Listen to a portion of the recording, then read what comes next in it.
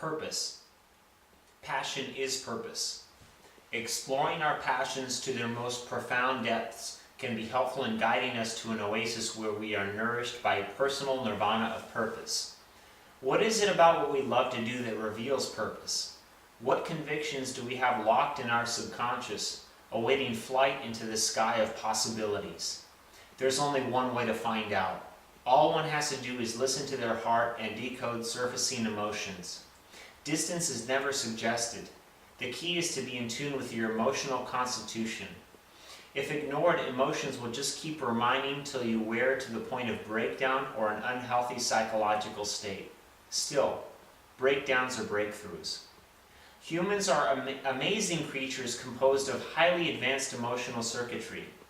Emotions are the warning signals of needs.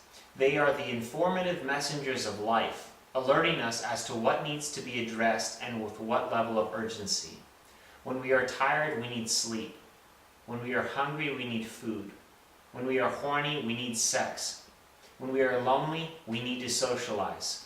Emotional fulfillment through activities which satisfy necessities is evidence of our highly developed response mechanisms that exist to increase our survivability.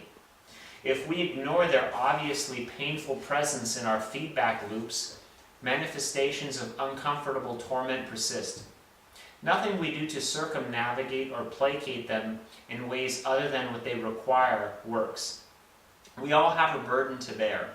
Emotions are the keen guides facilitating necessary mental and physical states to face such.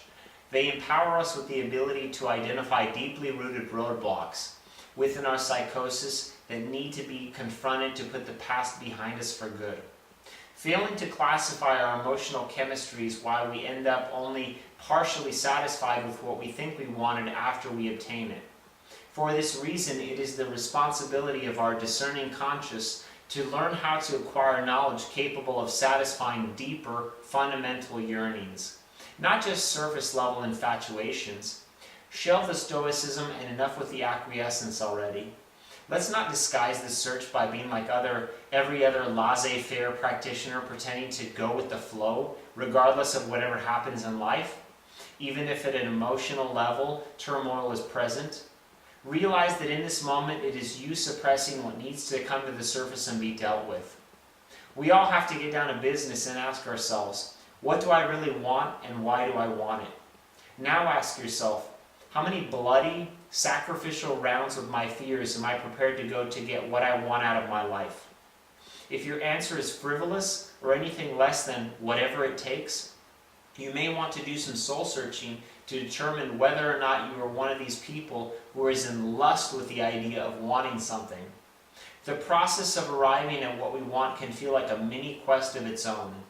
This is not a time of contraction toward ideological pursuits we have logically manipulated ourselves to desire, in effect backward rationalizing what should never be tampered with. This is a time of expansion that demands scrapping unsound archetypal logic, solely commissioned to suit short-sighted mainstream justification. Envision ways to incorporate newly discovered findings outside the logical scope of your mind, but within the emotional realm of your heart. When you are stuck trying to decide what it is you want, start walking open-mindedly down the path of possibilities while donning a humble pair of shoes. Try things out. A lot of things. Invest in yourself. Give your all and see where things go. You may have to stumble over and over again to discover your gift. In fact, life requires failure as a prerequisite to finding out what it is we are good at. Through this absolutely necessary struggle, we are tested and the best of ourselves must rise to the occasion.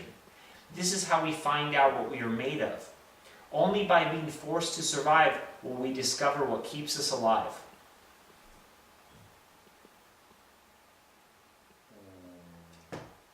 We are not looking for a string of victories, but threads of commonality that hint at the raw and organic flavor of our purpose. Gather enough experience to be able to cross-reference your past, pinpointing passions, humble and minimal beginnings. What is it about their origins which is structured properly around goals will make you want to wake up every morning motivated to tackle life's challenges head-on? It can be useful to explore the universe that is you, specifically your uniqueness. It all comes down to knowing what is the daily bread you require for proper nourishment. From there, decide not to ignore findings. Embrace with a deadlock. Once you know what you are here to do, don't get sidetracked by looking left or right into alleys of obscurity. Go straight toward that which illuminates your spirit. Only you can wrestle the necessary fortitude to push yourself where you want to go. To make your purpose your reality, you have to love what you do so much that you hate it. Yes, that much. This attitude will keep you going through the adversity you will have to endure to get there. The alternative is much worse. If you do not do what you are passionate about, your life will become a never-ending chore, devouring your spirit from the inside out as do terminal diseases. Hell, you might even get one because whatever was alive in you has revolted and eaten away at your insides, because you never allowed energies to be used for a purpose other than internal affliction. People with no defined purpose, probably out of guilt for having not defined one, constantly have to keep justifying their existence. Otherwise, in their minds, they cease to exist.